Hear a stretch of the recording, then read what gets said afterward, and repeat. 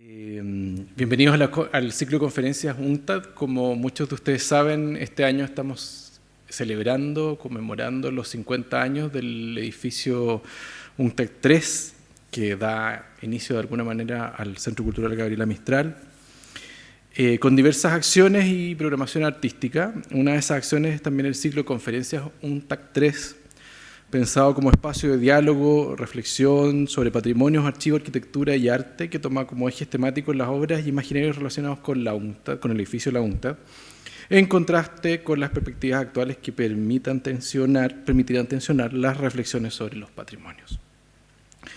Ya hemos realizado 3 conferencias anteriormente que están colgadas en el sitio, o sea, en la cuenta de YouTube del Centro Cultural Gabriela Mistral. Para quienes no las hayan visto todavía pueden acceder.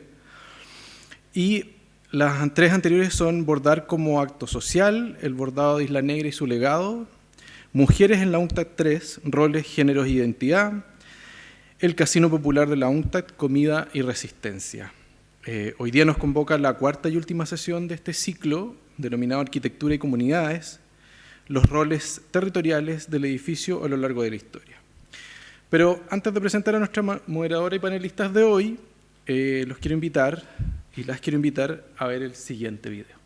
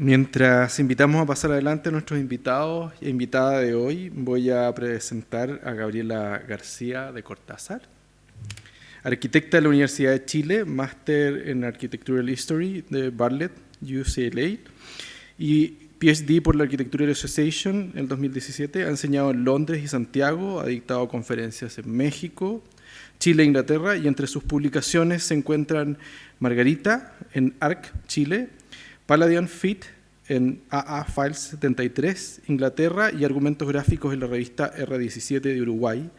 Desde el 2020 es profesora asistente del Departamento de Arquitectura de la Facultad de Arquitectura y Urbanismo de la Universidad de Chile, donde también dirige el Magíster de Arquitectura. Por favor, los invito a pasar adelante. Sí.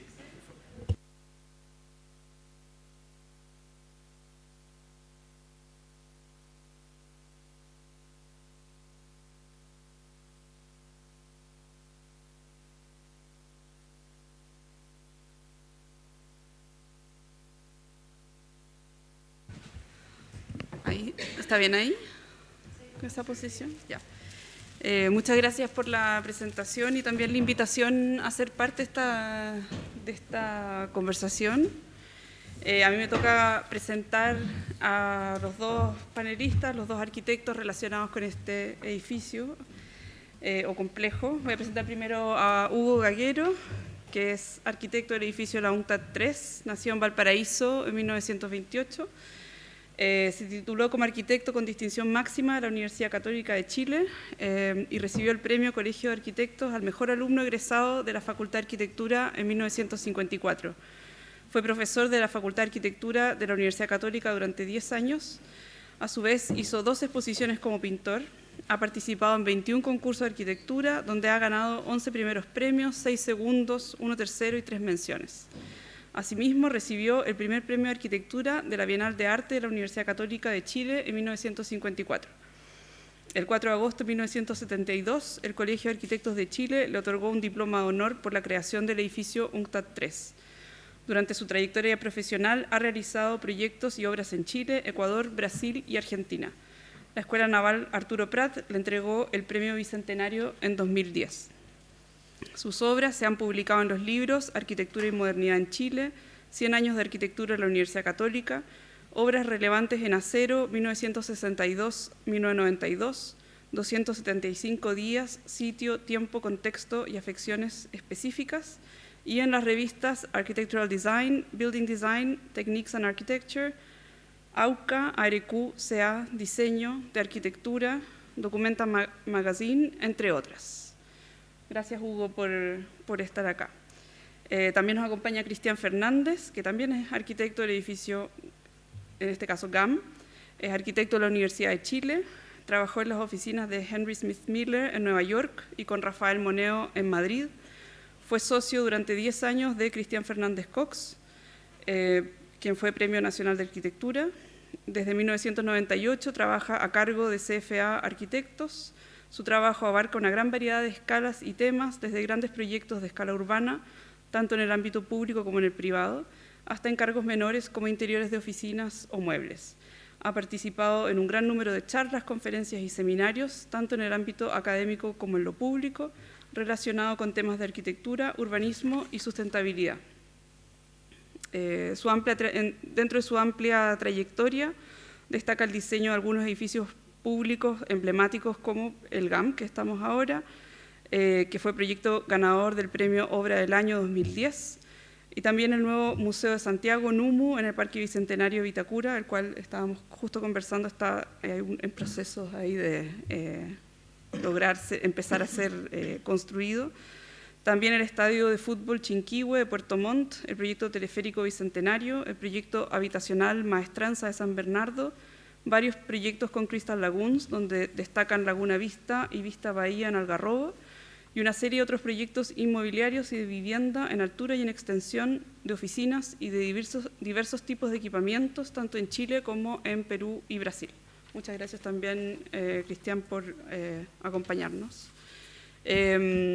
Bueno, es un honor poder participar de esta sesión, lo digo con total honestidad. Yo creo que este edificio, bueno, como se veía en el video y también como, bueno, está muy presente, yo estoy acá al frente de la Universidad de Chile, este edificio concentra 50 años de historia y no es una historia que pasa desapercibida, sino que es fundamental, ¿no? Es una historia bien fundamental del país, pero a la vez el complejo que ahora es GAM, que se origina, ¿cierto?, con la UNCTAD 3, también es muy importante para la disciplina, ¿no? O sea, para la arquitectura es un proyecto de vanguardia, el proyecto de la UNCTAD 3, y representa muchas, contiene o materializa muchas ideas que aún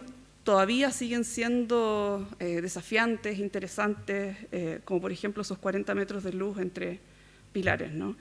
Y a la vez es un sitio de la historia y también un sitio para muchas vidas cotidianas, como se puede ver ahora cuando uno llegaba al GAM y está lleno de actividades ocurriendo en sus distintos espacios. La invitación que hace GAM para esta celebración de los 50 años nos invitaba a pensar en esta relación del edificio con las comunidades, ¿no? O con los territorios. Y esa invitación, creo yo, nos hace también nos hace también pensar de qué manera las decisiones, de algún modo proyectuales, que en algún momento ambos se vieron involucrados respecto del edificio, tienen repercusiones en los usos y en el tipo de sociedad que va construyendo, ¿no? Como esa relación entre el edificio y la sociedad que acoge y que incluso puede formar o conformar en esa relación edificio-personas. Pensaba hacer, bueno, como una presentación del edificio a través, digamos, así como había una biografía de los arquitectos que están acá, quizás también una breve biografía del edificio. El video creo que igual ya lo hace, ¿cierto? Este paso entre el edificio para la UNCTAD III, la breve vida como centro cultural Gabriela Mistral, el largo periodo que queda, ¿cierto?, digamos, oscuro, oculto del edificio Diego Portales, a pesar de esas, bueno, uno conoce esas fotos, ¿cierto?, de la Junta y los militares adentro, pero un edificio que no tiene interior, se podría decir. Luego ese periodo de entremedio, ¿no?, entre el Diego Portales, cuando ya vuelve a la democracia, y el incendio. Me acuerdo el shock cuando comenzó a quemarse el edificio, y un poco las posiciones de los arquitectos que tomaron, quizás más vocalmente los en contra, pero fuimos más los que estábamos a favor. Y luego la tercera, cuarta vida con el proyecto liderado por Lateral y Cristian Fernández, que nos da ahora el GAM. Y pienso que ahí hay en esa pasada rápida por las distintas vidas hay bastantes hitos, ¿no? Como a quizás tener en cuenta. O sea, por una parte este inicio como un complejo, es el edificio Placa y es la torre, para acoger a la UNCTAD III.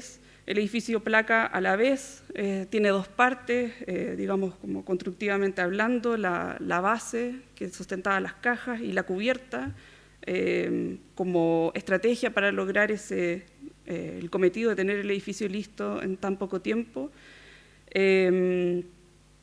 Y luego, un poco en el otro extremo, en el extremo en el que estamos ahora, digamos, el qué hacer con este complejo.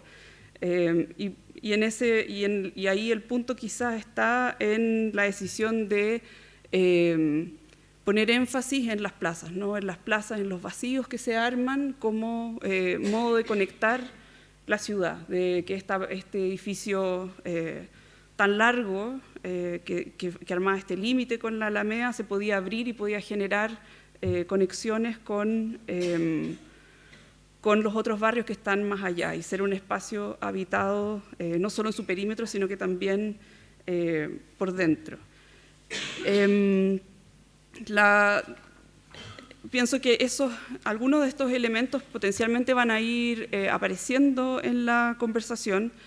Yo quería proponer una conversación acerca de este vínculo entre el edificio y las comunidades, entendiendo que el edificio potencialmente materializa una cierta sociedad o de alguna manera participa de esa construcción de una sociedad o de una comunidad, como lo plantean en GAM, a través quizás de una visión escalar, para poder ir hablando con dos arquitectos que estuvieron a cargo de dos etapas de un mismo conjunto de materiales, ¿cierto?, de espacios, para ver con qué dificultades, con qué oportunidades se fueron encontrando en esta relación con el proyecto.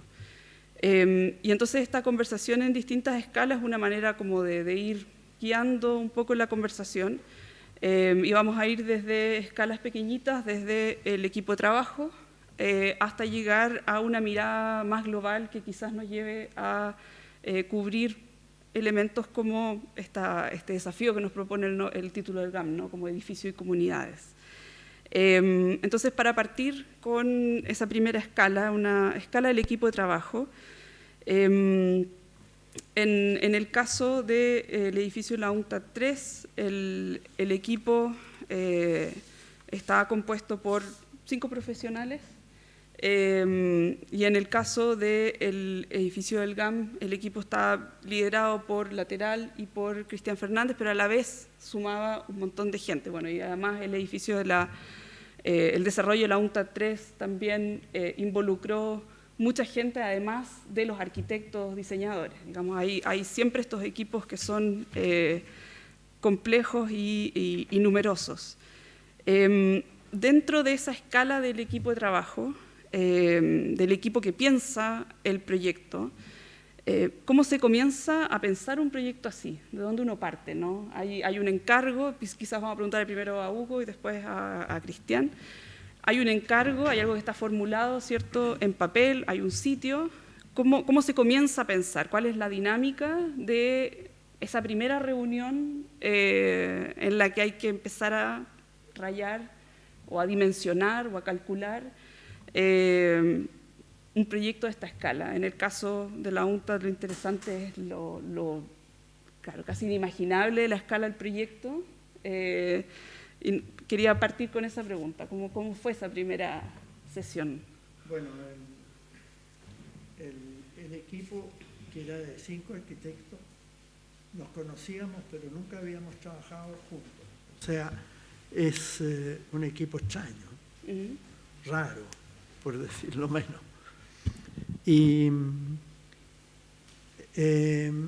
Pero siempre cuando un grupo de profesionales, pienso que en todas las profesiones, si se juntan y no se conocen como trabajando, digamos, porque solamente amistad y de encuentro, las personas, cada uno de los miembros se empiezan a acomodar en los lugares donde le es más fácil trabajar como equipo.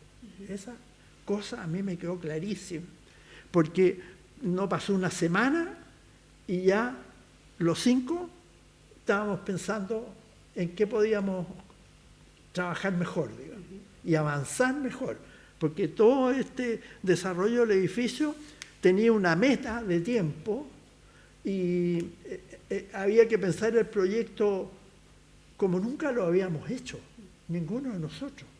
275 días. Además, la torre había que terminarla 30 días antes, porque todo el secretariado se iba a la torre y tenía que armar la conferencia del secretariado de los países que llegaron. Pero fuimos, como el terreno todavía tenía construcciones adentro, lo primero que hicimos fue conocer muy bien el lugar, recorrer el lugar y insistir en algunos edificios que queríamos que se demolieran y que no estaba contemplado por la Corpo, y que eran 2 edificios de altura al poniente, 2 casas en Villavicencio, que quedaron en pie hasta ahora, que tienen una fachada interesante, pero las casas no valen nada. El director de obra de la época de Santiago no nos quiso escuchar y además lo declaró edificio de conservación histórica, para que no lo movieron. Bueno, eran las cosas que pasaban. Y bueno, y se empezó a demoler, demolimos todo rápido y había un lugar que era una central eléctrica que no salía, y nosotros ya empezamos a recibir el programa de las Naciones Unidas, porque nuestro cliente no era Chile, era las Naciones Unidas. A ella teníamos que responderle, y a ella había que hacerle el edificio que ellos querían para la conferencia. Ahora, Chile nos respaldaba, pero nuestro patrón era... Y bueno, todo empezó a funcionar bien y una vez que recibimos el programa, hicimos un anteproyecto entre todos. Nos agrupamos en un grupo que pensó en hormigón armado y otro en las cuales yo estaba, me parecía que con el hormigón no salíamos por los tiempos de operación, de operación que tiene el hormigón, aunque uno lo acelere, el fragüe no salía. Entonces pensamos en acero. Y ahí partió la idea de los 8 pilares en la alameda, los 8 atrás, una viga encima de los pilares y encima de los 8 de atrás, y después unas grúas que montaban las vigas 40 metros. Y eso, para poder hacer eso tuvimos que hacer un armado de los recintos interiores. Para ajustar, teníamos que ajustar las medidas de todos los recintos. Las 5 salas que habían arriba, abajo, 2 que habían arriba y la plenaria. Y se lograron bastante bien. Yo ahí, una vez que eso se empezó a armar, yo me fui a la torre, porque la torre había que terminarlo antes que la placa. Y entonces trabajamos con los arquitectos que habían hecho, se habían ganado en propuesta de Cormo una vivienda San Borja. Y dejamos los arquitectos que estaban haciendo el edificio de vivienda, los dejamos porque teníamos un equipo más, te fijas tú, que conocía además el edificio. Yo ahí me metí, le puse los quebravistas verticales, los coroneles, los armé, en vez de 2 ascensores, 4 ascensores, volamos las cocinas. Y, ¿sí? Eso se hizo en menos de 15 días. Y yo hice eso y me fui sobre todo con José Medina, que era, para mi gusto, el mejor de los 5. Había trabajado con Sarines, después con los socios que se quedaron con la oficina, Kelvin y Roche. Entonces, después que terminó la junta, fuimos socios, hicimos cosas, fuimos a Ecuador y qué sé yo. Y yo dije andando a la torre y me fui a otra torre que estaba haciendo yo en San Borja, porque había que hacer la central térmica. Y yo estaba haciendo la torre 18 con un terreno disponible, entonces la Cormo me dio por mandato que hiciera la central térmica. Yo no tenía idea de central térmica. Entonces le pedí a la Cormo que hablara con la empresa francesa a donde habían comprado las calderas, y mandaron un ingeniero que era mayor que yo, un tipo fantástico. Llegó un ingeniero y 2 soldadores, porque los franceses no quisieron que ningún chileno soldara, porque se movía el agua a presión sobre 100 grados. Entonces las soldaduras eran clave. Es un detalle, pero como para dar cuenta, digamos, de lo complejo que empezaba a ser todo este sistema. Porque si no teníamos agua caliente, no había servicio para los baños en la placa y en la torre, y no se podía climatizar el edificio. Bueno, ahí hicimos unos túneles prefabricados, cruzamos la Alameda. Hay otra historia ahí. O sea, hay una respuesta como física al término territorio, ¿no? Porque claro, uno piensa el complejo, pero en verdad claro, infraestructuralmente son muchas cosas. Son muchas cosas. Pero bueno, y además ya cada uno de los arquitectos estaba en lo suyo. González, que era muy político, hacía el contacto de las empresas constructoras, le ayudaba a Miguel, que está a Miguel Launer, que está en la Cormo en esa época, y paraba los paros de los obreros, que tuvimos como 4, y Juan Echeñique era el más viejo, ese le dimos la tarea de las obras exteriores, y se armó el equipo. Eso es. Muchas gracias. Sí, yo estaba haciendo la lista. Ahora claro, hay un cuento muy largo, así para hablar. Hay más preguntas, así que hay espacio. Que el equipo, claro, de la oficina, esta oficina que se arma es José Kovacevic, Pepe Medina, Juan Echeñique, Sergio González y Hugo Gallero. Y por otro lado, el proyecto actual También es un proyecto, bueno, que viene con otro desafío, ¿no? El desafío de la UNCTAD de darle espacios y muros y materia a un programa inalcanzable o complejo, desconocido, y para el equipo del siglo XXI es hacerse cargo de una historia, de una ruina, una parte ruinosa. ¿Cómo se comienza a pensar un proyecto así, ¿no? ¿Cómo funciona eso? Bueno, en primer lugar, quería decir que para mí es un honor y una gran alegría estar compartiendo esta conversa con Hugo. La verdad que encuentro muy bonito que en Chile podamos juntar generaciones de arquitectos. Este edificio es un edificio muy atípico, muy particular, porque ha sido muy icónico desde el primer día. La verdad que ha sido un edificio muy icónico. Y en ese sentido me siento muy agradecido, muy contento de poder compartir esta conversación con Hugo, a quien admiro mucho profesionalmente, digamos. Lo de nosotros es muy distinto, es otra época. Habían pasado ya muchos años desde que el edificio estaba activo. El edificio se quemó el 2006 y el concurso fue el 2007. El país era distinto, la cultura chilena era distinta. A Hugo le tocó, yo creo que una época muy única en este país. La verdad que yo creo que la mística con que se trabajó en este edificio original es una cosa que uno todavía la recibe, digamos, la donación de los artistas, la manera en que se organizaron los equipos, etcétera, etcétera. Esto fue un concurso que llamó el gobierno, un concurso internacional con una gigantesca convocatoria. Sebastián Barahona, que está aquí presente, lateral, arquitecto, ¿no es cierto?, una oficina muy exitosa. Nosotros somos dos oficinas independientes, somos muy amigos y hemos trabajado asociados en varios proyectos.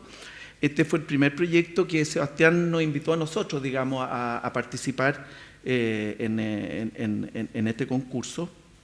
Y lateral, de alguna manera, fue el que llevó de alguna manera la primera parte del partido general, digamos. Yo entré una vez que ya la cosa ya estaba bastante armada respecto de partido general. Yo diría, tal como decía Hugo, que los equipos se acomodan muy fácilmente. En este país siempre trabajamos contra reloj. La verdad que haber construido el edificio en 279 días es una hazaña increíble. Nosotros llevamos 5.400 días, saqué la cuenta el otro día, ayer o antes de ayer, y el edificio todavía no está terminado, pero cada vez que nos han hecho un encargo tenemos 2 o 3 meses para avanzar. Nosotros, hay uno de los hitos que tú nombraste, que no nombraste, que yo creo que es súper importante. Este edificio fue la central de cómputos del plebiscito, del sí y el no, ni más ni menos. Aquí se ganó el no, digamos, que yo creo que también es un hito muy histórico, digamos, muy central. Y nosotros hicimos como idea, nos dimos cuenta que había tan poco tiempo y era tanto lo que había que hacer que nos trajimos la oficina para acá. Nos instalamos en el edificio, en la misma sala donde fue la central de cómputos, que era de las pocas salas que estaba habilitada. Trajimos y armamos equipos enormes, digamos. Habían prácticamente 30 arquitectos trabajando cada uno en distintos temas. El proyecto que se nos había encargado es un proyecto de una gran complejidad técnica. Teníamos prácticamente 30 oficinas de especialistas distintos con los cuales teníamos que coordinar muchos temas. En acústica, por ejemplo, 4 equipos distintos dependiendo de qué cosa. Por lo tanto, era un desafío técnico. De alguna manera también fue un proyecto único, en el sentido de que en Chile no se ha construido hasta el momento una sala de artes escénicas con la calidad técnica que va a tener esta, y un edificio que tenga tanta diversidad de prestaciones técnicas como lo que tiene actualmente. Ese era un gran desafío.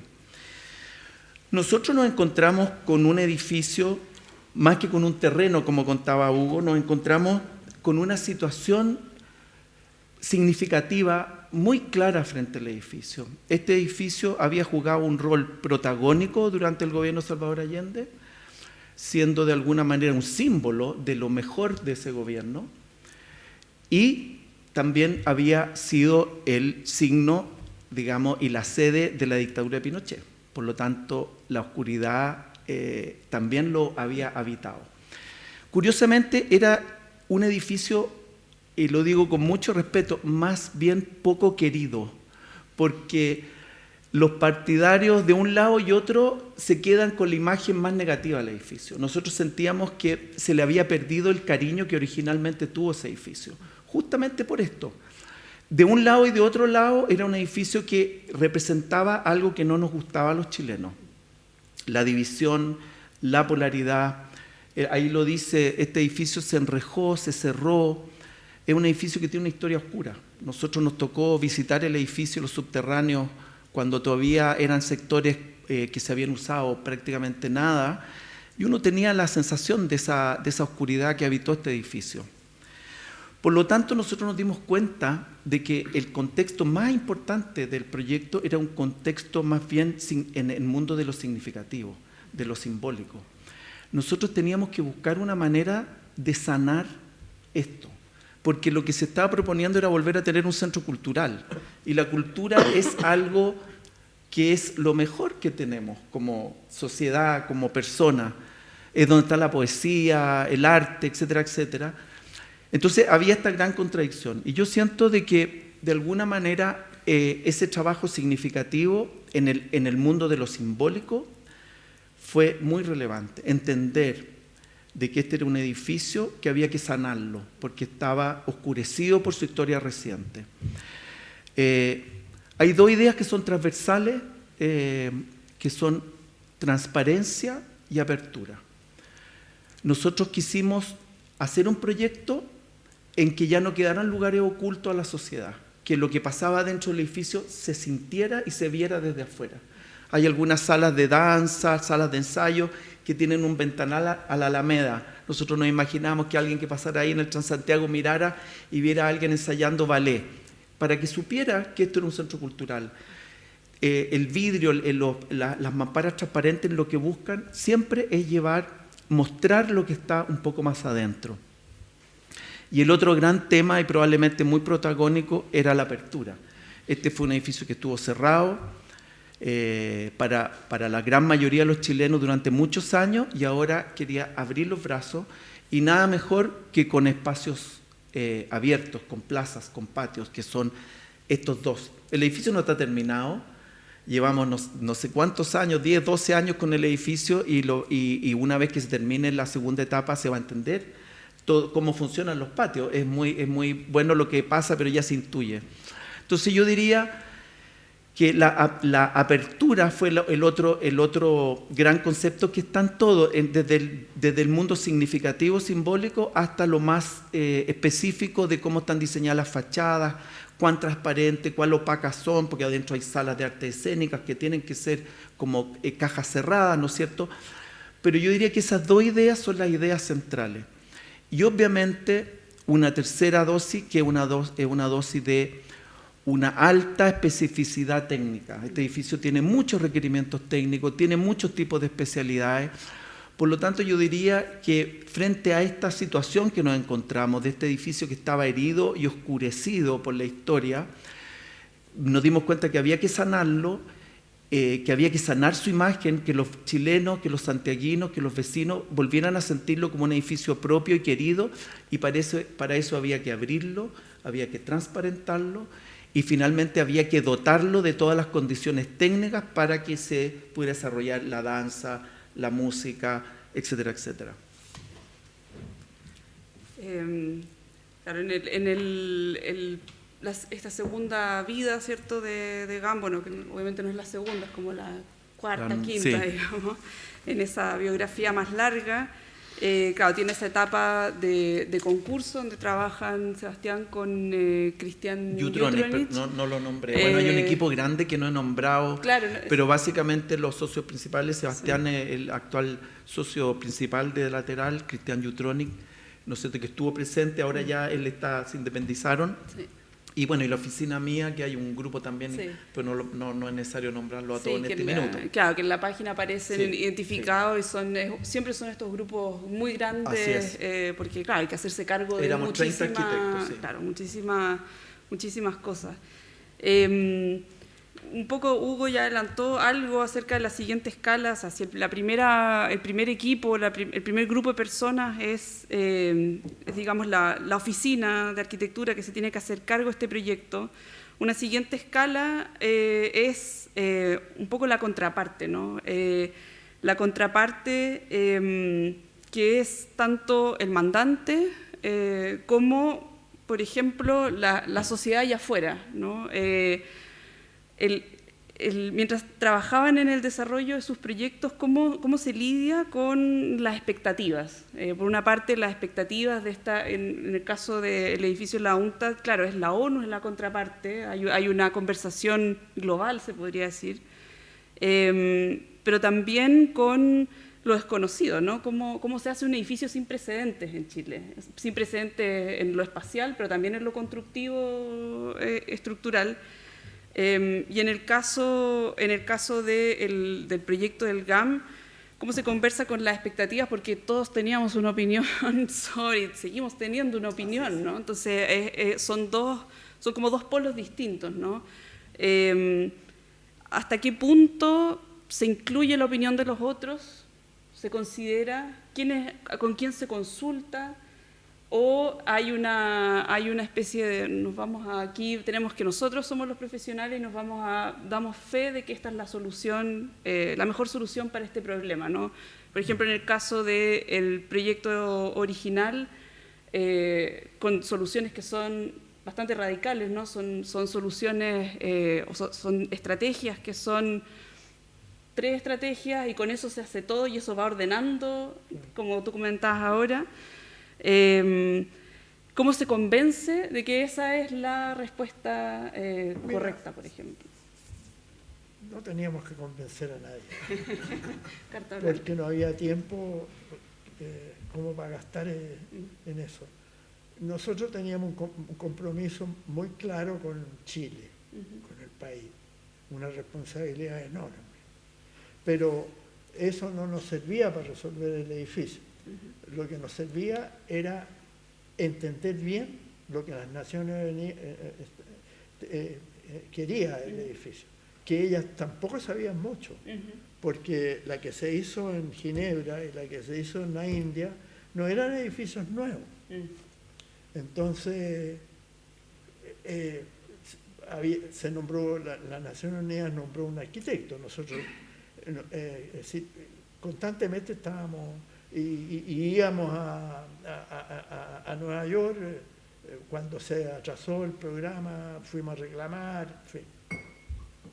Pero nosotros, el único problema era de que necesitábamos hacer un edificio en que la conferencia se desarrollara perfectamente. Esa es nuestra tarea. Y ahí habían recibido o sea, el tipo de encargo era un texto con estos son los espacios que necesitamos una sala plenaria. No, eran títulos, muy es decir, las capacidades de las salas sí. Eran 2, a donde están las salas inclinadas ahora, aquí. Hablemos del edificio viejo y del nuevo, entonces no nos complicamos. En el edificio nuevo hay 2 salas y nosotros, es lo único que dejó este hombre. Todo lo demás lo votó.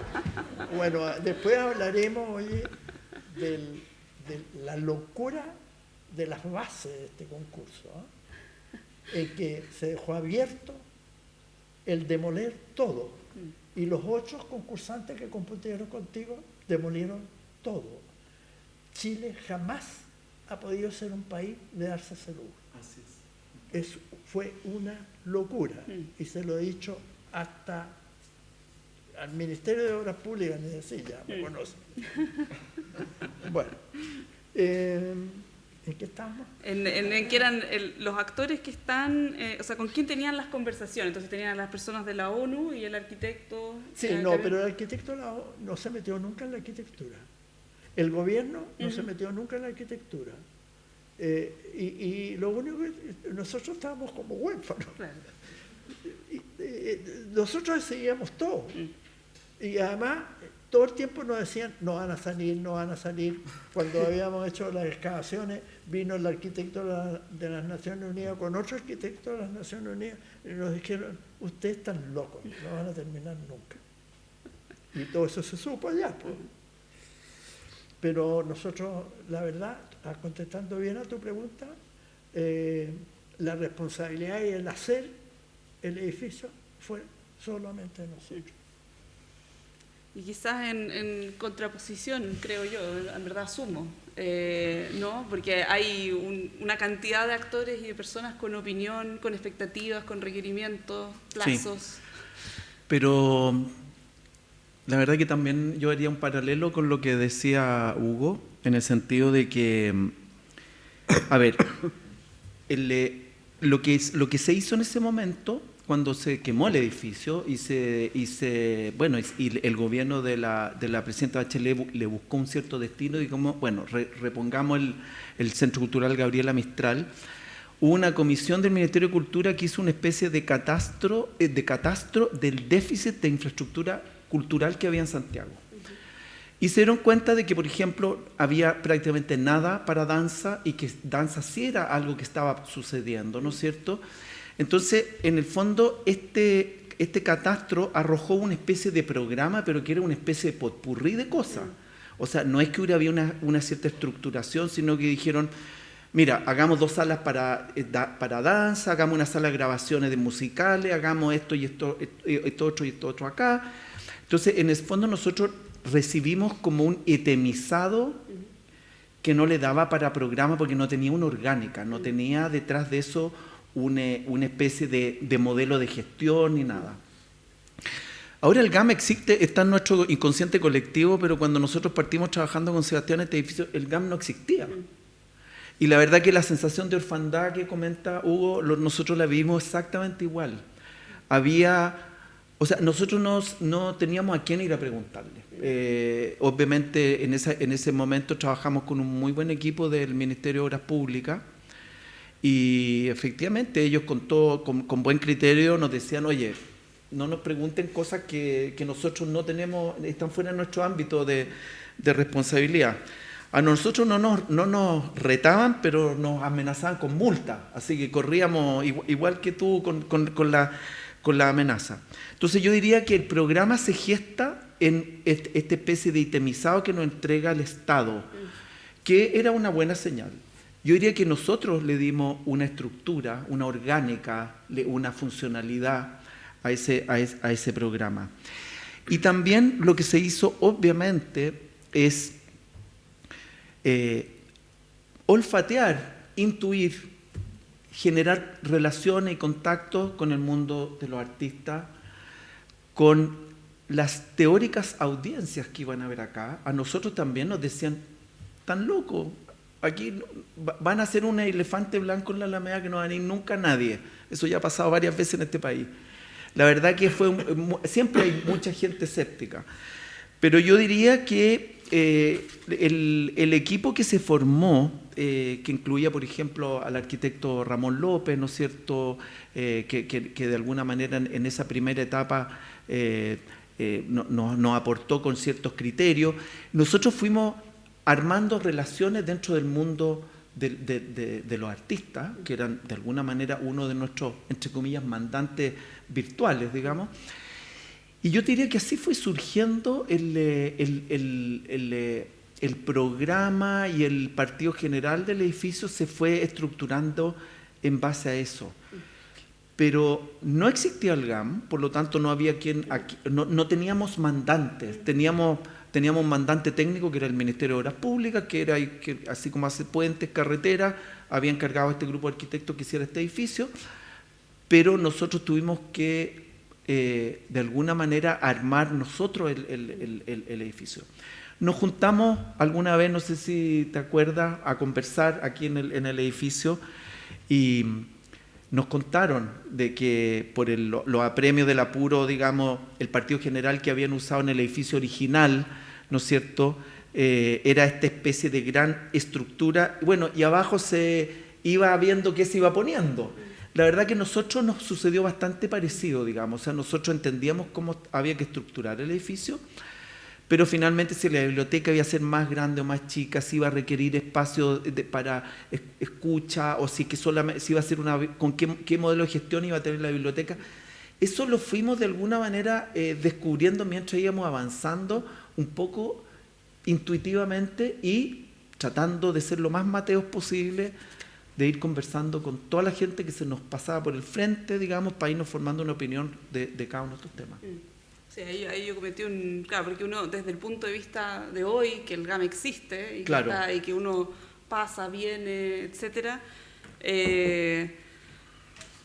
uno podría pensar que eso, o sea, me acuerdo el shock del tamaño del concurso, ¿no? Hay que hacer una institución que no tiene precedentes tampoco. Tampoco, porque no hay nada de ese tamaño en cultura en Chile. No había. La gente tenía asociada la cultura con las obras de teatro. Claro.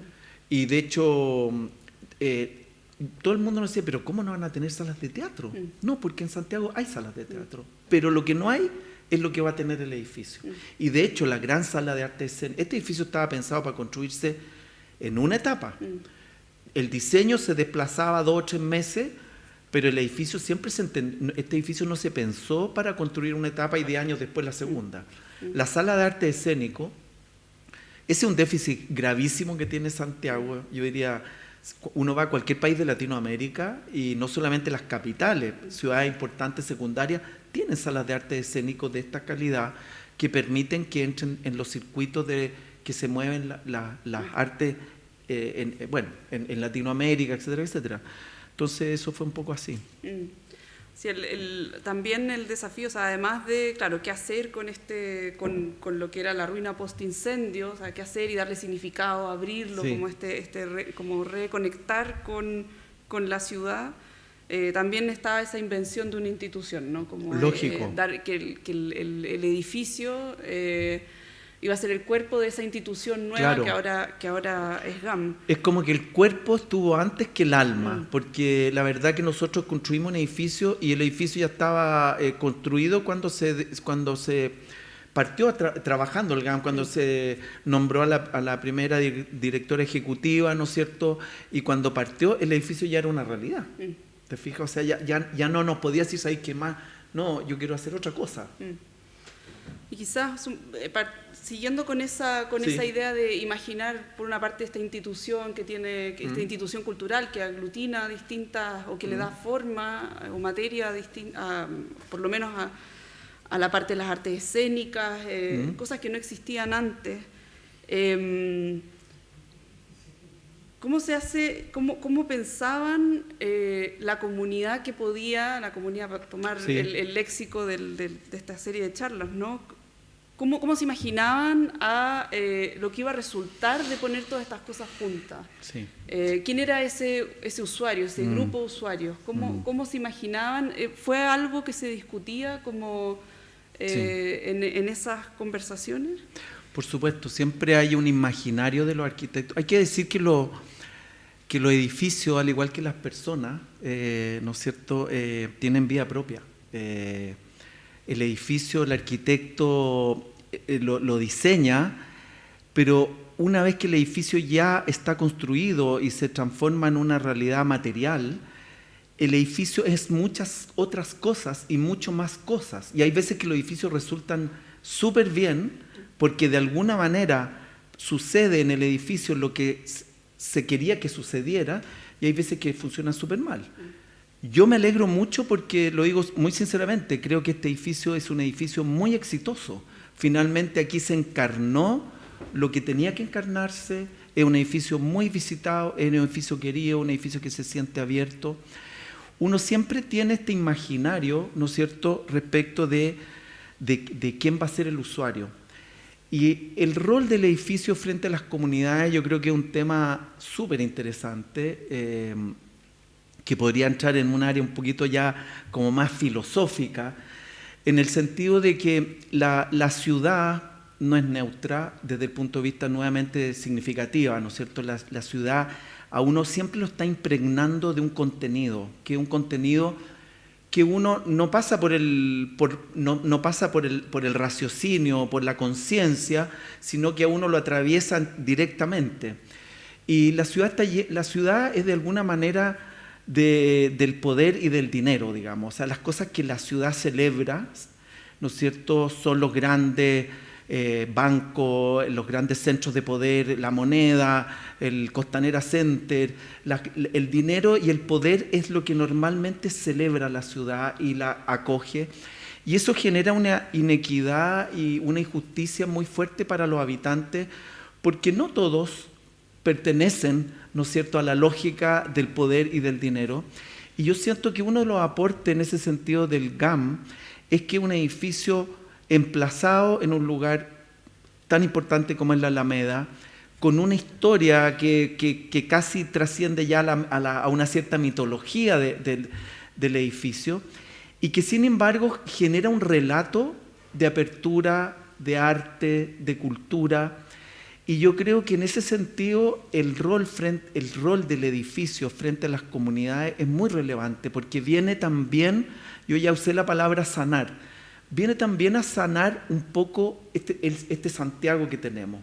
Un Santiago lleno de monumentos al general Baquedano. No tengo nada contra el general Baquedano, pero no tengo nada contra la moneda ni con el Costanera Center, un poco más complicado. Pero lo que quiero decir es que a la ciudad le hace falta enriquecerse de elementos significativos, importantes, que muestren otras realidades relevantes de lo que pasa dentro de la ciudad. Y yo creo que el GAM es un gran aporte en ese sentido, porque es un faro de apertura, de arte, y eso genera una vinculación y hace la ciudad más amable y la hace más justa de alguna manera. Entonces yo creo que el rol del edificio es muy relevante, no solamente con los vecinos, sino que con los habitantes de la ciudad e incluso con Chile entero, digamos. Nosotros sí nos tocó hacer trabajo colaborativo con los vecinos, un trabajo que en esa época era requisito. Eso ha evolucionado mucho, acordémonos que ya han pasado muchos años desde eso. Ahora los trabajos colaborativos se hacen de una manera mucho más comprometida y mucho más seria, pero fue un trabajo muy interesante y de hecho al principio del edificio muchos vecinos se ofrecían de voluntarios para hacer actividades dentro del edificio, como ser los guías de tour, etcétera, etcétera. Por lo tanto, se buscó una buena relación con el vecindario, que estaban asustados, no sabían qué es lo que iba a pasar, ¿no es cierto?, con este monstruo que se venía encima, tenían aprensiones, se trabajó con ellos, pero yo creo que el gran aporte del edificio está en este otro ámbito, que es un ámbito mucho más de una gran escala. Y la misma pregunta, Hugo, ¿cómo se imaginaban o cómo se hablaba o de qué manera estaba incluida esa imaginación del usuario? Tanto el usuario inmediato de la persona que iba a venir a la conferencia, como la vida posterior a la conferencia.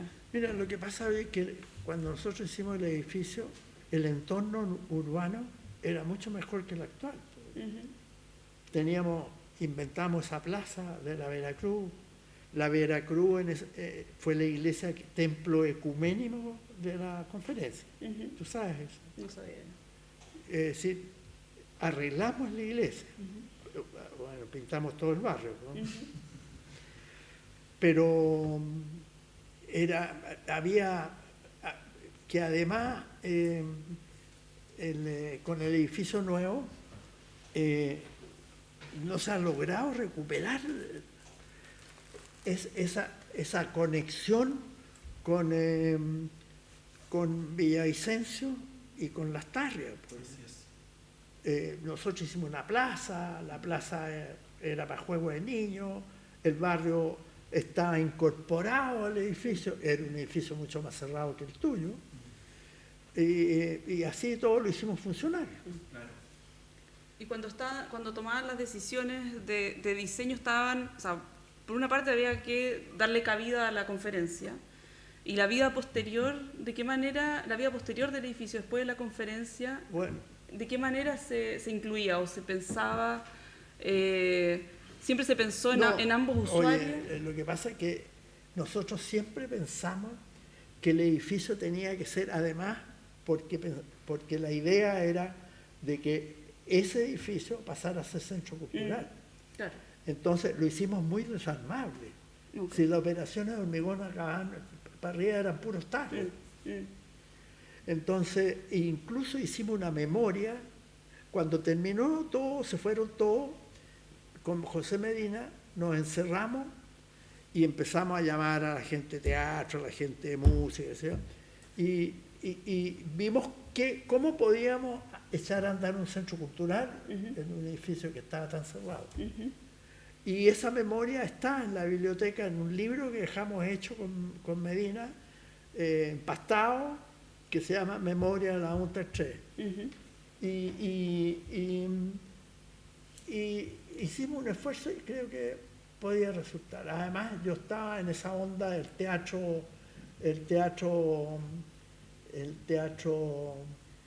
popular, no sé si popular es la palabra, que ya están como saliendo en muchas partes del mundo, que el teatro se hace en una superficie plana.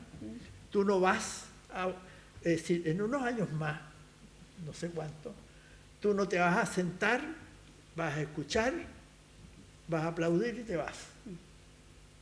Sino que la gente está pensando de hacer un teatro en que participe, que el escenario sea movible y que el público participe. Y ya hay experiencia en varios países, incluso en Turquía. Peter Brook, que es Peter Brook, el que hace teatro. Oye, entonces, hasta la plenaria la podíamos usar en eso. ¿Y esa memoria la hicieron cuando terminaron el edificio, cuando se entregó el edificio? Sí, fue una cosa personal nuestra. Perfecto. Porque como... bueno, además el edificio funcionó como centro cultural cerca de un año. Sí, muy poquito. Que lo hizo la Irma Cáceres, que era la mujer de Almeida, que era el ministro del Interior. Y lo hizo muy bien ella, oye, muy bien. Oye, la sala se las peleaban. Y además era gratis. Que es otra cosa que nos pena. Porque las salas de ahora, es decir, el edificio, nosotros teníamos un financiamiento propio en el edificio. El comedor financió toda la etapa cultural de esos meses. El comedor daba mucha plata. Y esa cosa, cuando pensamos en un centro cultural, dejamos el comedor, porque el comedor era un atractivo para la gente. El metro llegaba, bueno, el metro... Tenía conexión. Íbamos a hablar de que nosotros quisimos hacer una plaza adelante, está dibujado que aparece la Alameda, qué sé yo, y que queríamos usar la cubierta para jardines y estarle a la gente. Y hacíamos un puente a San Borja. Todas esas cosas las dejamos hechas. Nada se hizo, porque cambia el gobierno y chao. Sí, de manera violenta.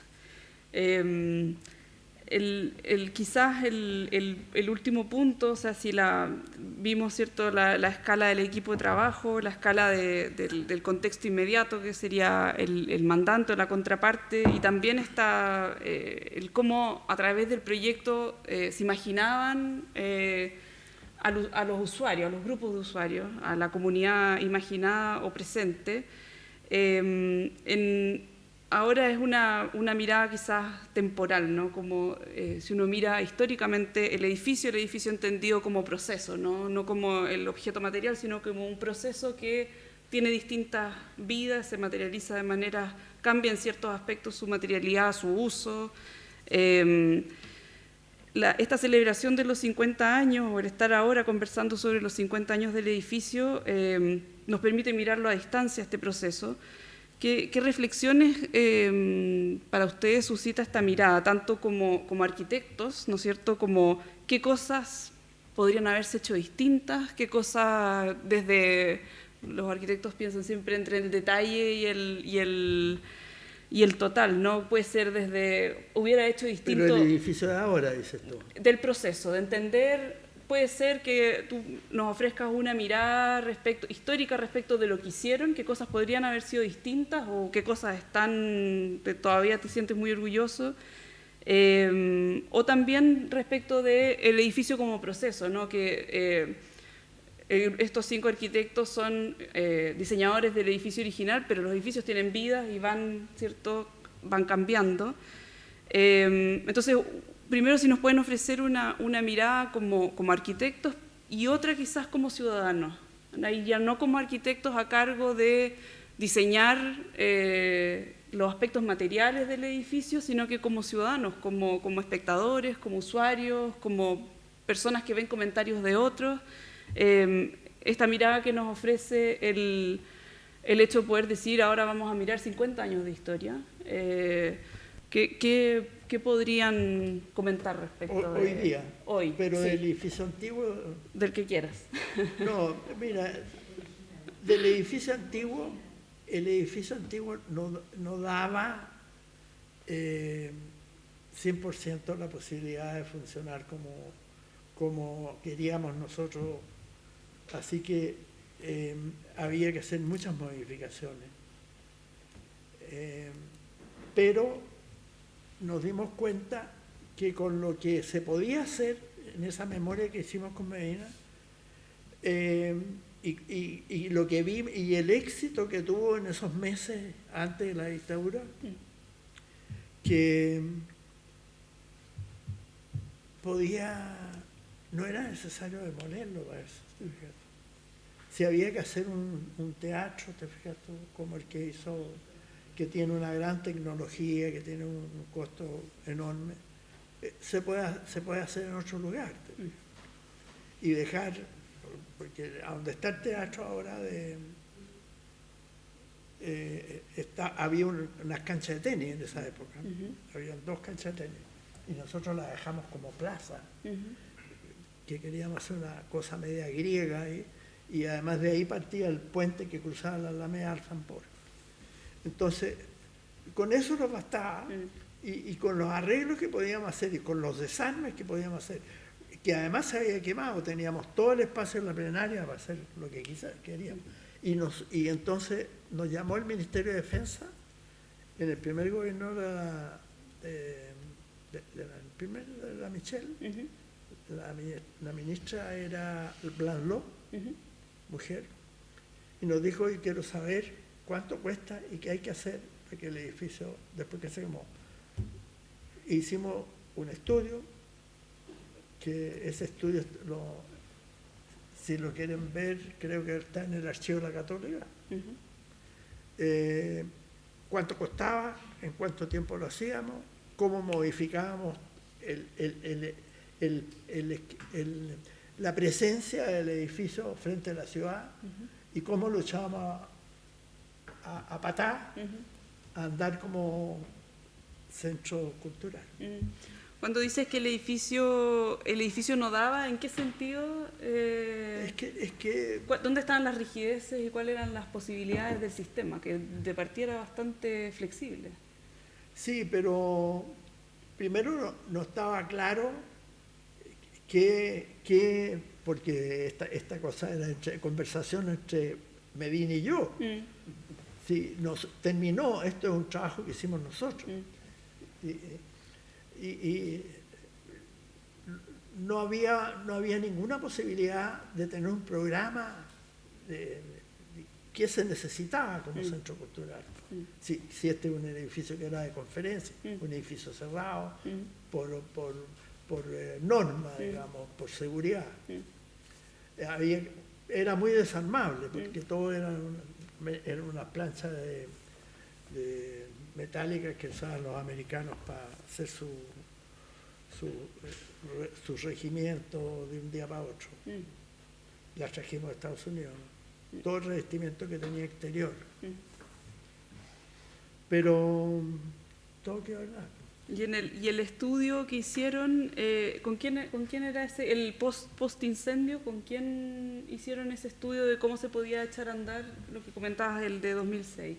No, nosotros hicimos un presupuesto para actualizar porque la verdad hoy es que toda la prensa y sobre todo el Mercurio, ¿ustedes se acuerdan de Mercurio miente? Bueno, todos pensaban que el edificio se había echado a perder entero. Yo tengo el informe de los ingenieros que hicieron el estudio y también están en el archivo de la Católica, en que dicen exactamente qué es lo que pasó con el incendio. El incendio nadie se compartió. No es un problema de mantención en el incendio. Lo que pasa es que la plenaria estaba llena de escritorios y con una gran alfombra.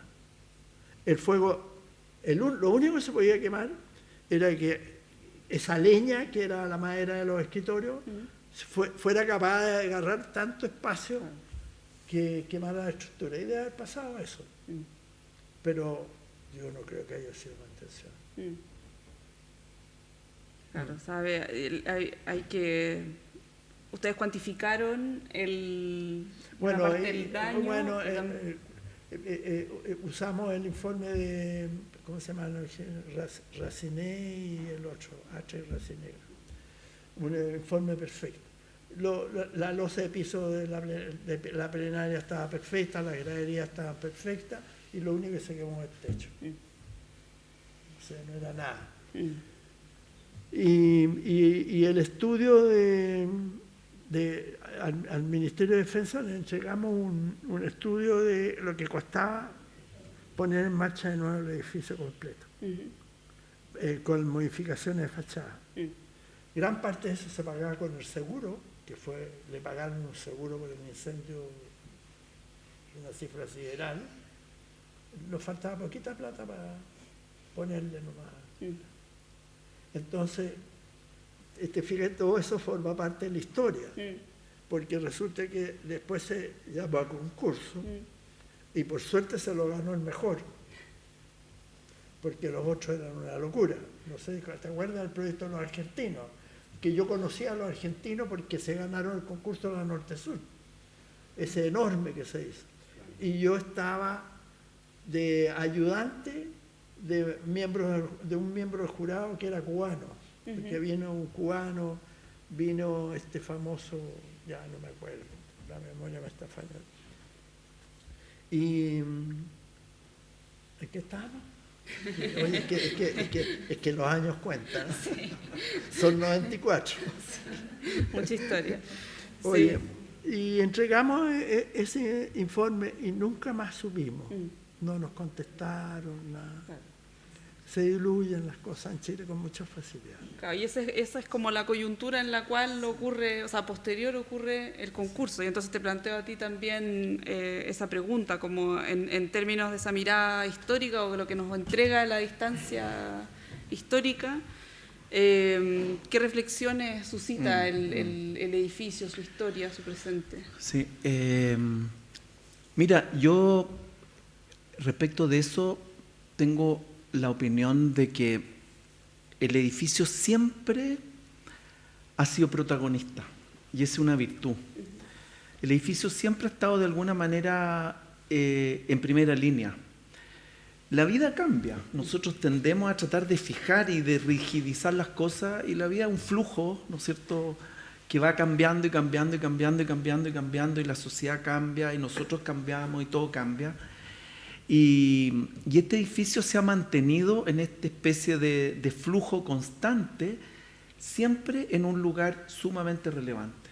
Y yo creo que eso es una virtud muy única. Y creo que lo veo como algo muy positivo, que este edificio, yo sé que para los arquitectos, y eso lo empatizo completamente, para un arquitecto que otros arquitectos se metan en un proyecto que uno lo diseñó, es un dolor.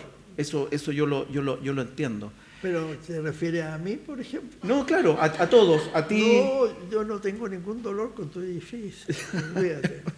Mira, yo creo... Ahora, si quieres, un día nos juntamos y yo te voy a hacer muchas críticas. Perfecto. Muchas. Pero yo siento que ese proceso, o sea, yo creo que desde mi perspectiva fue necesario resignificar el edificio, fue necesario, como aquí, mira, el partido general del concurso hablaba de mantener como la el alma del edificio viva, en el sentido de que la cubierta, los pilares, el partido general, de hacer esta cosa grande y que debajo ocurrieran todas estas cosas, porque nosotros entendemos el valor, el escaso valor patrimonial que tenemos en este Chile, ¿no es cierto?, en que las cosas se nos caen o por los terremotos o por otras razones. Simplemente llegar y botar un edificio que tiene esa relevancia para nosotros no tenía ningún sentido, pero sí tenía sentido como reformularlo, resignificarlo, como ha ocurrido con tantos edificios en tantas partes del mundo. Entonces, yo siento que yo soy optimista, me gusta el proceso que ha habido este edificio. Creo que, por ejemplo, lo que pasó con este edificio durante el estallido, que fue un momento, que ha sido un momento súper importante con el deterioro urbano que hemos vivido en el Santiago Centro, este edificio podría haber sido perfectamente vandalizado mucho más de lo que fue. O sea, el edificio siempre ha estado tomando un papel que a mí me hace... que yo lo considero como una cosa sumamente importante, digamos. O sea, a mí me parece bueno eso. Lo que sí yo cambiaría de frentón son los timings en que, aquí no hay nadie el MOP, pero los timings en que, hay 2 personas el MOP allá, ya caché. La verdad que es una locura. Nosotros llevamos más de una decena de años y cada vez que tenemos un encargo tenemos 2 o 3 meses para desarrollarlo y es una locura. O sea, uno es muy crítico de sus propias obras y uno dice, oye, si hubiéramos tenido 6 meses para estudiar este proyecto, ¿qué otra? O sea, tanto que... Pero el trabajo de apuro también tiene una intensidad y una entrega tan grande que finalmente logra buenos resultados. Pero obviamente en los timings para poder reestudiar el edificio, o sea, para poder elaborar mejor el edificio, todo, yo diría que es la única crítica que se le hago al MOP, así que va ahí, chiquilla, para que... Todo lo demás me parece bien. Bueno, esa era mi última escala en esta conversación con 2 arquitectos que han estado aquí trabajando para este edificio. Y les quería agradecer a ambos su respuesta, sus comentarios y también las preguntas que abren, ¿no? No sé, Constanza, si hay momento de preguntas o cerramos así. Si alguien quisiera hacer algún comentario o pregunta, también es ahora un momento. Ahí hay una pregunta. David. Gracias.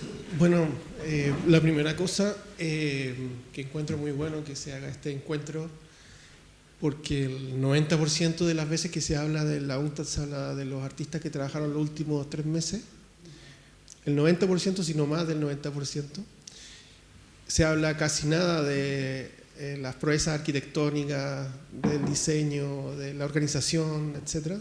Muy poquito de la parte de arquitectura misma. De la conferencia no se habla nada. Sí, de la conferencia no se habla nada, de la gestión del centro cultural prácticamente nada, del Gabriel Mistral, de la Irma Cáceres. Entonces, tener un espacio para poder hablar con 2 protagonistas del desarrollo de estos 50 años es muy especial para lo difícil que es conversar este tipo de temas. Eso yo digo ya es súper importante. Ahora, por el tiempo, una pregunta muy corta, que además voy a corregir un dato que tenía, porque yo me acordaba que la memoria la habían hecho con Kovacevic y ahora corrijo que no, que es con el José Medina. Pero claro, esa memoria es muy impresionante, tiene como casi 500 páginas, algo así, más o menos, 480, algo así. Un libro. Claro, y yo me confundí porque Kovacevic en algún momento me dijo que habían entregado esa memoria a la Biblioteca Nacional en abril del 72 y así eso, como muchas otras cosas, las cosas de la oficina de los Sándor, etc., fueron requisadas. Cuando el edificio se transformó en Diego Portales, por motivo de seguridad, todo eso se los requisaron. Sin embargo, Hugo Aguero conservó la memoria y conservó un archivo gigantesco que donó a la Biblioteca Nacional hace un par de años atrás. Yo, por ejemplo, gracias a ese archivo he podido ver que antes del equipo de ustedes hubo un equipo de 5 arquitectos que hizo el estudio del lugar, que lo llamó a usted, está Carlos Varela, Fernando Castillo. como los consultores primeros que hubo. Los que nos nombraron. Claro, que los nombraron a usted, que los recomendaron a usted a las Naciones Unidas. Claro, si a mí me llamaron por teléfono una noche y me dijeron, no, tenemos que hacer esta cuestión, ¿te interesa o no? Claro. Ese fue el mandato. Pero ese tipo de informaciones yo la supe gracias al archivo que conservó Boeguero. Sí. No, yo guardé todo, la prensa, las estampillas, los sobres,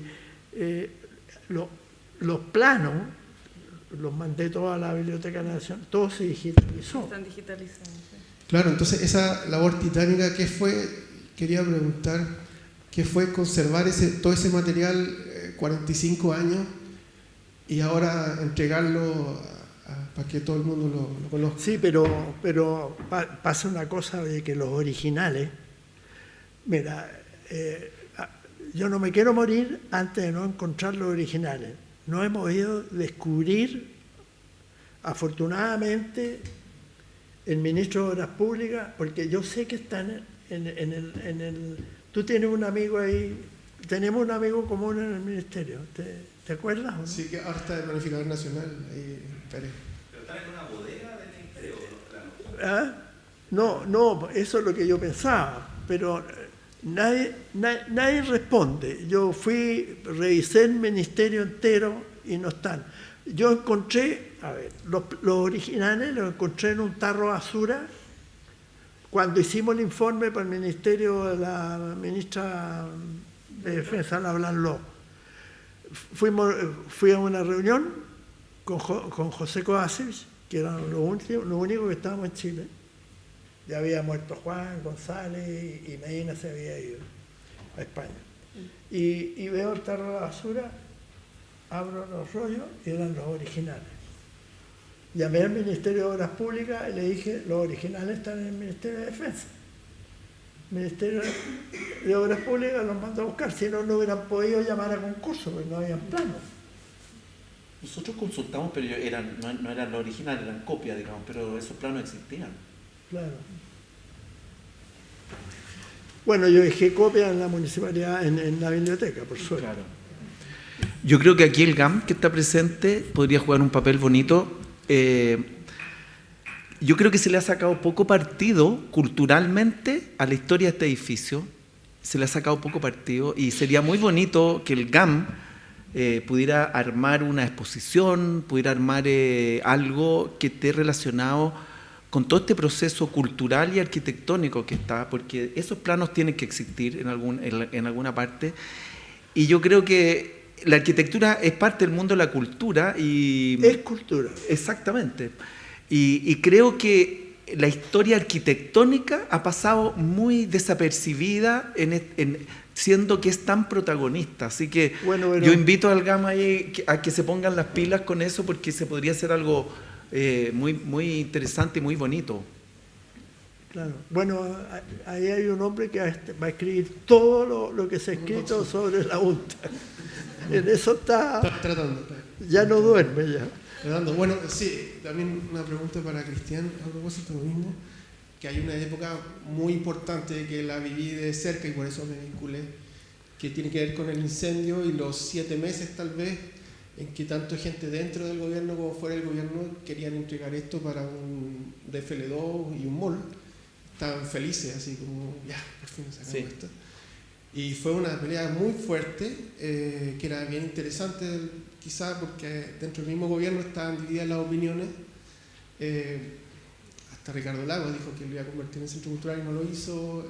La época de Elwin también se trató de que volviera a ser centro cultural y no se pudo.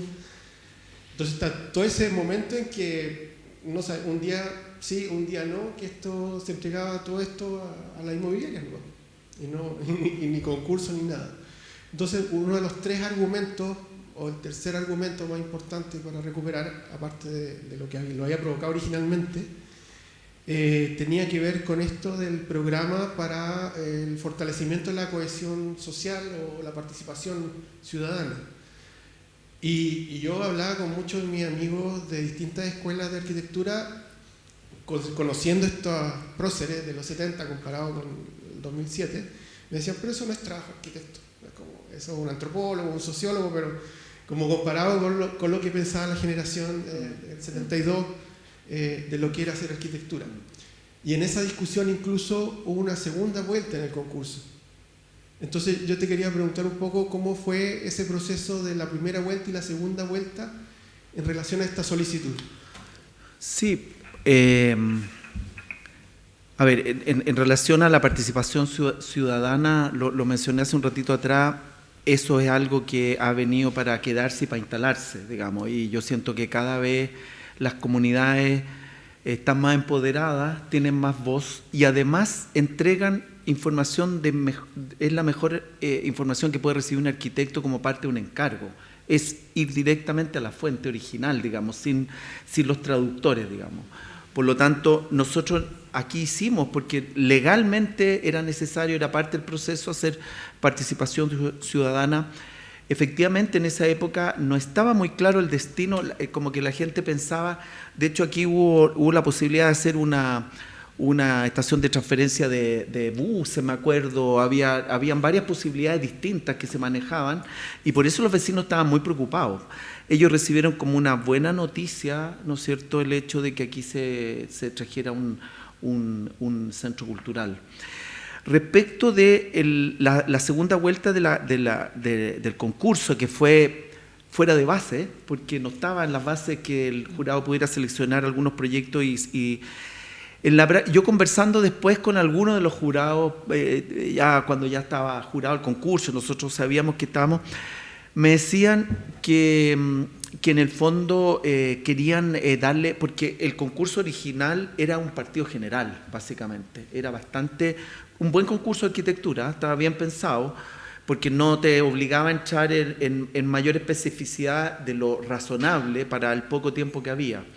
Pero en el fondo querían que los proyectos maduraran un poquito más, los proyectos que eran, entre comillas, viables, que maduraran un poco más para tomar una mejor decisión. Yo diría que fue ese un poco el espíritu por lo que yo recuerdo de esa segunda vuelta.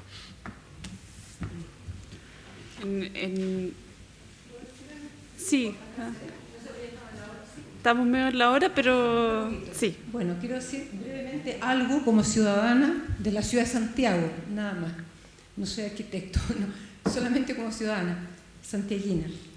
Yo he visto que hacia Namur se levanta algo demasiado grande, que lo veo como un adefesio, algo feo, que podría bajarse un poco, una idea mía, porque tapa lo que ustedes llaman la torre. O sea, si es que tanto que se están hablando de la UNTA, porque cuando no estaba eso tan alto, porque esa era la gracia, que uno desde la plaza Baquedano podía ver la placa y la torre, o sea, descollaba la torre. O sea, fue un edificio majestuoso, realmente. Y ahora escuchando lo que acaba, la intervención del joven recién, del arquitecto, realmente habla bastante mal el gobierno de la presidenta Bachelet en ponerse a ¿cómo se llama? La palabra, a decir, ¿qué vamos a hacer con este edificio? O sea, puedo decir perfectamente cuando los mismos que bombardearon el Palacio de la Moneda se preocuparon años después de que esa embarrada que ellos hicieron, para que las generaciones posteriores no vieran lo que habían hecho con los Hawker Hunter, sin embargo, fueron al MOB y ahí encontraron, se me va la palabra, los originales,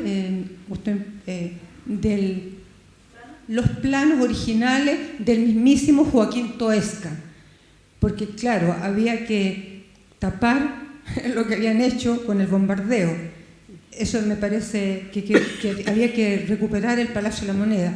Y aquí, por cierto, se pasa por alto el esfuerzo de miles de trabajadores. Yo me emocioné cuando vi el video, me gustaría ver ese video, ojalá en plenitud, porque soy de ese tiempo, era pequeña, pero fue un orgullo realmente nacional.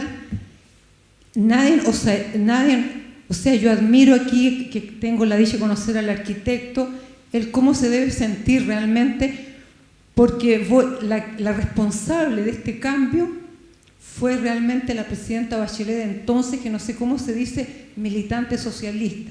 Y en el día de ayer, o antes de ayer, no fue al monumento del presidente Elwin, que se levantó en la Alameda, yo no soy demócrata cristiano, porque seguramente ella parece que quiere correr con colores propios. Quería que la recordaran a ella como por un nuevo edificio, que le llaman edificio GAM.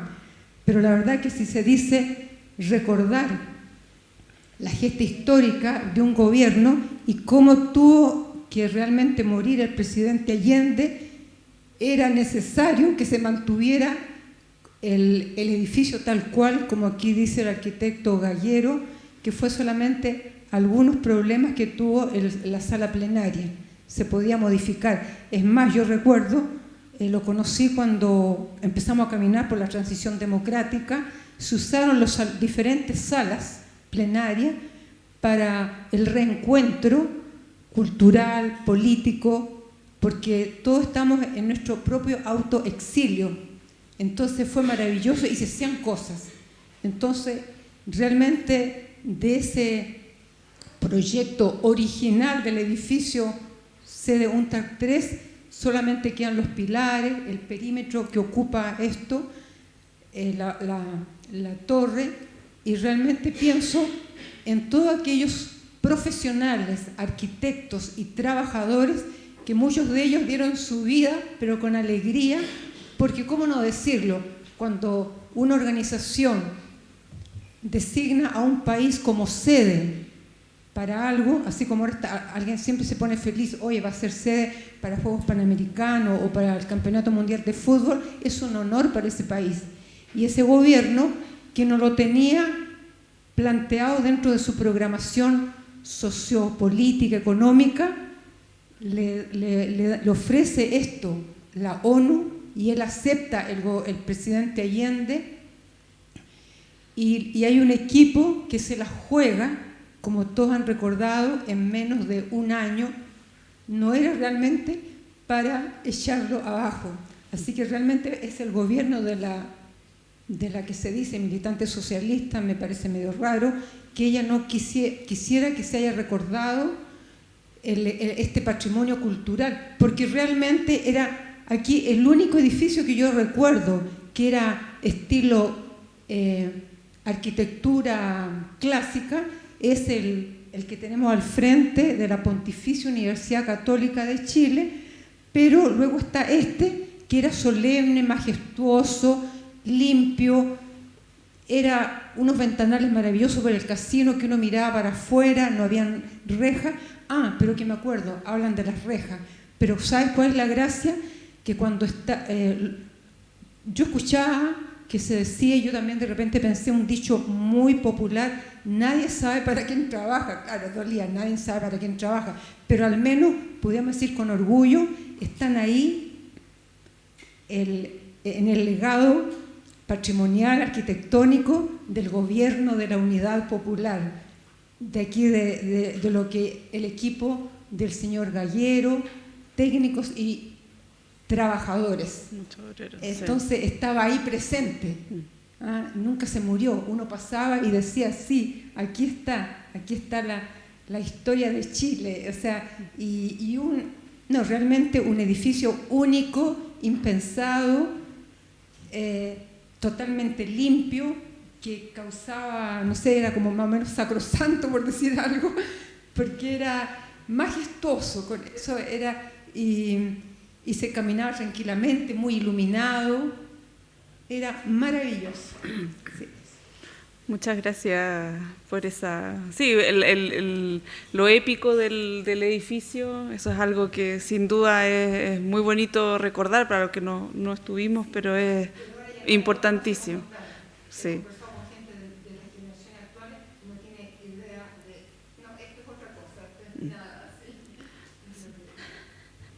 Bueno, muchísimas gracias por eso, gracias a todos los que vinieron, gracias Cristian, gracias Hugo, y nada, un gusto. Estamos, sí. Como contraparte de lo que ella mencionó, yo nací y crecí en dictadura, y para mí este edificio era, a diferencia de la señora que presenta, era el edificio de la dictadura. Pero escuche también mi opinión, por eso hay que escuchar la opinión de todos. Y para mí era un adefesio, para mi generación era un adefesio. Yo prefería cruzar la cuadra al frente ya en el año 90 para no tener que pasar por acá donde había estado Pinochet. Así que yo encuentro que la reformulación del edificio fue realmente exitosa y hay que agradecer eso que se haya hecho.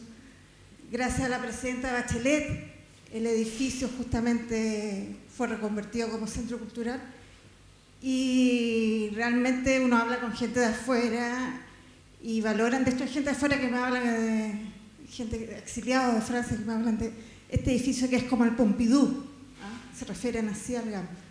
Así que bueno, eso a propósito que están los arquitectos del edificio nuevo, que yo realmente agradezco que exista este espacio y el GAM. Muchas gracias. Yo creo que una de las características de este edificio en su historia y también en su presente es que no deja a nadie indiferente. Y yo creo que el lograr que el ciudadano de a pie tenga una opinión informada, fuerte y con evidencia es un logro que no todos los edificios pueden hacer, esa transición de lo arquitectónico a lo ciudadano. Así que justamente esa capacidad de poder tener distintas lecturas es parte de sus valores. Muchas gracias y seguimos con